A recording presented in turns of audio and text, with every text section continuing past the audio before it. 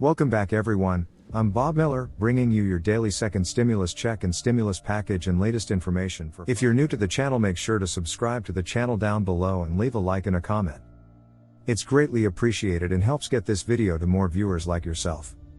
And also, if you wouldn't mind sharing with your friends and family, because I'm sure they would like to have the most updated information on stimulus check and stimulus package. Here's what else you need to know to get up to speed and on with your day. 1. The debate. The second and final presidential debate was far less chaotic than the first. Maybe it was because new rules allowed muting of candidates' mics when the other was speaking. Or because President Trump's advisors urged him to play it cool during one of the last major events of the election season.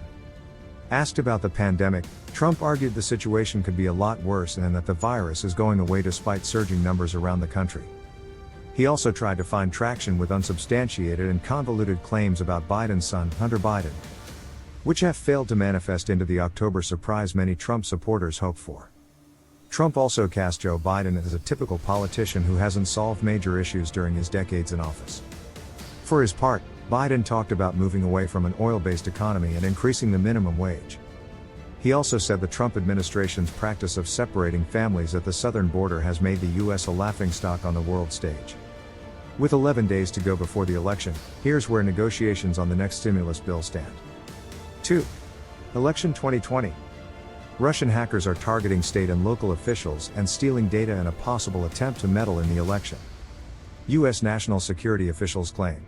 Director of National Intelligence John Ratcliffe said the state-sponsored hackers successfully stole data on at least 2 attempts. Though he didn't say what information they had or how they may intend to use it. Earlier this week, U.S. officials accused Iran-backed hackers of using stolen data to send spoof emails to U.S. voters. And there's concern Russia may do something similar. Meanwhile, a Georgia county has suffered what may be the first ransomware attack to hit election infrastructure this political season. The attack affected Hall County's voter signature database and a voting precinct map. The county says the voting process has not been impacted. 3. Coronavirus. The U.S. Food and Drug Administration has given the go-ahead to remdesivir, making it the first drug specifically approved to treat COVID-19. Trials of the antiviral drug have shown it may not have significant benefits for some coronavirus patients, but it's what we have now. Elsewhere on the medical front, a new report from the Center for Infectious Disease Research and Policy reveals the pandemic is causing unacceptable shortages of U.S. drug supplies. The report says shortages have limited 29 of 40 drugs critical for treating COVID-19 patients, including hydroxychloroquine and fentanyl, as well as 67 out of 156 other critical acute drugs. Is the stimulus package in trouble? Here's the latest. With a week and a half left till the November 3rd election and a Friday deadline to settle on language for a new coronavirus relief package if a bill is to be signed before then. House Speaker Nancy Pelosi said her goal remains to get the best agreement possible, either before the election or after. We wouldn't take less of a bill to get it sooner, Pelosi said Thursday. We want the best bill. Pelosi and White House Chief of Staff Mark Meadows both agreed that the sweeping stimulus package that Pelosi and Treasury Secretary Steven Mnuchin are negotiating would need to have final wording by the end of this week for it to stand a chance of passing Congress and becoming law before Election Day. And that includes a second stimulus check. We do share one goal, and that is hopefully to get some kind of deal in the next 48 hours or so, Meadows said Wednesday on Fox News. I can tell you that the negotiations have entered a new phase, which is more on the technical side of trying to get the language right if we can agree upon the numbers. Though progress is being made, the tight deadline is compounded by opposition from Senate Republicans and by a legislative process that takes time to turn a proposal into a law that can be voted on in both chambers of Congress. I'm pretty happy. I think we have a prospect for an agreement. I do not believe that our timetable has come and gone, Pelosi said Wednesday on MSNBC.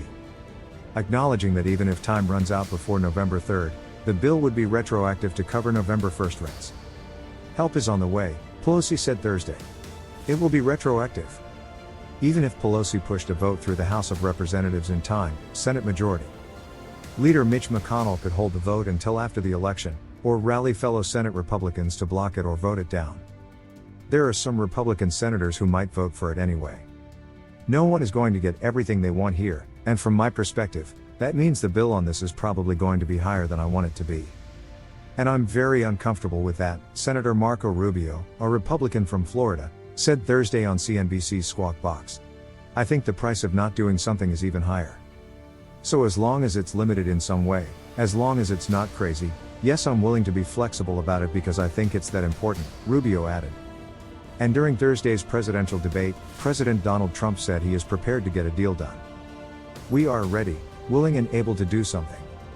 Senate Republicans failed twice this week to advance their own vision of more narrow stimulus bills, after Senate Democrats blocked a $500 billion skinny bill on Wednesday. The same bill that Democrats stopped in September, as well as Tuesday's vote on a $500 billion standalone COVID-19 relief bill benefiting small businesses. These Senate votes have largely been seen as a rebuke of Trump's support for a larger bill, and as a last-ditch effort on the part of Senate Republicans to show voters they're attempting to deliver COVID relief. Before focusing on confirming conservative Judge Amy Coney Barrett to the Supreme Court, according to USA Today. Economists in the highest roles of government have stressed the need for stimulus aid. Too little support would lead to a slower and weaker recovery, said Lael Brainard, who sits on the Federal Reserve's Board of Governors, MarketWatch reported Wednesday. On October 6, the chairman of the Fed, Jerome Powell, made an appeal for more aid, citing greater economic risk in providing too little aid rather than too much. The CARES Act from March has been considered instrumental in keeping 13.2 million Americans out of poverty. Its protections have since lapsed, sparking new fears about permanent job loss, pervasive hunger, and an economy that may not rebound until 2022, even with a coronavirus vaccine. And nearly 300,000 people have died in the U.S. since January as a result of the coronavirus pandemic, according to an October 20 report from the Centers for Disease Control and Prevention. A number experts worry will grow during colder fall and winter weather. What happens if a bill doesn't pass before the election, and how could it affect Americans and the economy? Here's what we know according to CNET. There's both optimism and skepticism over a bill being passed before the November election, especially with doubt that McConnell and Senate Republicans will vote a final bill through. Pelosi herself has acknowledged that a deal may not be passed in time. "I'm optimistic, because even with what Mitch McConnell says, we don't want to do it before the election. But let's keep working so that we can do it after the election," she said October 21. Goldman Sachs analysts have suggested that depending on the election results, congressional Democrats would have little incentive to pass a scaled-down bill when they could pass a much larger bill in early 2021. Goldman Sachs economist Alec Phillips said, CNBC reported. Here are some possible scenarios. A White House offer is completed in time and passes, in this best-case scenario, a bill passes both chambers of Congress and is signed into law before November 3. Stimulus checks and other aid would likely begin to go out within weeks.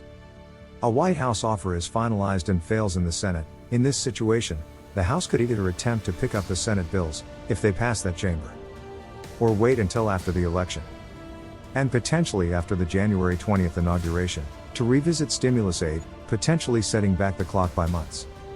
A White House offer is not finalized in time and talks continue. This scenario is much like above, and would effectively stall a bill earlier than the previous scenario.